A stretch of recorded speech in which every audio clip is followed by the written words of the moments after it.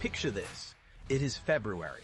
You are driving home on a road that is completely frozen over. The pavement is a sheet of ice. But then you see something being spread across the road ahead. Salt. White granules of salt. Within minutes, you are watching the ice melt. It feels like magic. You are watching frozen water, which should stay frozen, suddenly turn to liquid.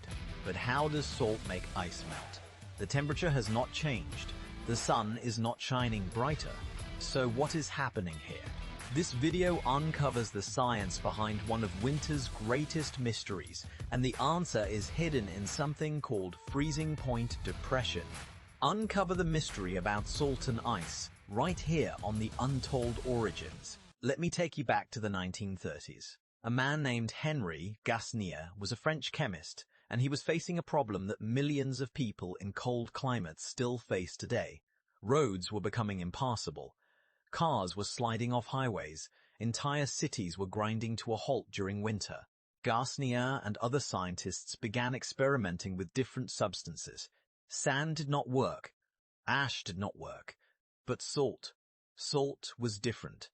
And in 1938, Detroit became the first American city to use rock salt on its roads. Within a decade, the practice had spread across the entire northern United States. Salt became the winter answer to the ice problem.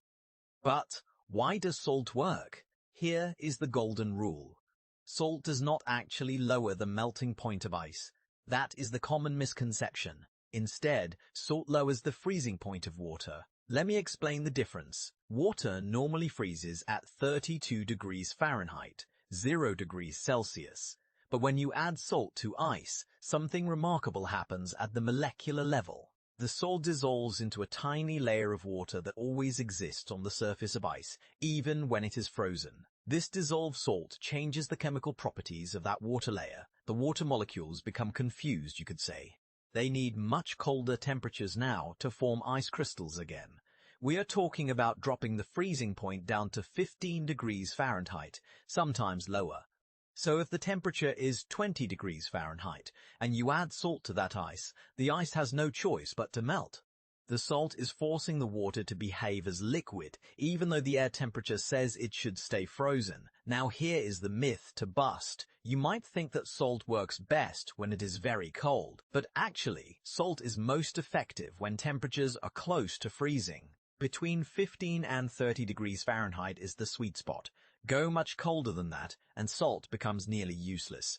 If it is minus 10 degrees outside, spreading salt on the road will do almost nothing. This is why road maintenance crews in places like Minnesota and Alaska use different chemicals during the deepest part of winter. They switch to calcium chloride or magnesium chloride, which stay effective at much lower temperatures. Here is the insider detail that even surprises most people. The United States uses roughly 24 million tons of salt on roads every single year. That is enough salt to cover the entire state of Rhode Island knee-deep. And it is not just salt. Road departments measure the effectiveness of de-icers using something called a eutectic point. This is the exact temperature and salt concentration where salt becomes most powerful at melting ice. Scientists have mapped this point precisely, and it is how they know exactly how much salt to spread and when to spread it. It is not guesswork. It is chemistry. Every winter, this simple substance saves lives. It prevents accidents. It keeps supply chains moving. It connects families, and it all started because someone wondered why salt could do what nothing else could. That curiosity led to one of the most important discoveries in winter safety. And that is the power of asking why. If you enjoyed this video, hit that like button, share it with a curious friend, and subscribe to the Untold Origins.